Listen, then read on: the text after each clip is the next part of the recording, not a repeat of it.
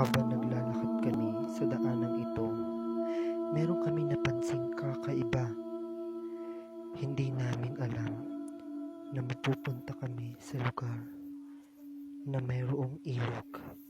Ang ilog na ito ay pinaniniwalaang kumakain ng tao.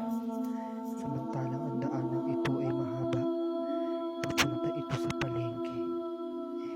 At doon sa palengke ay may ibinebentang mga karne.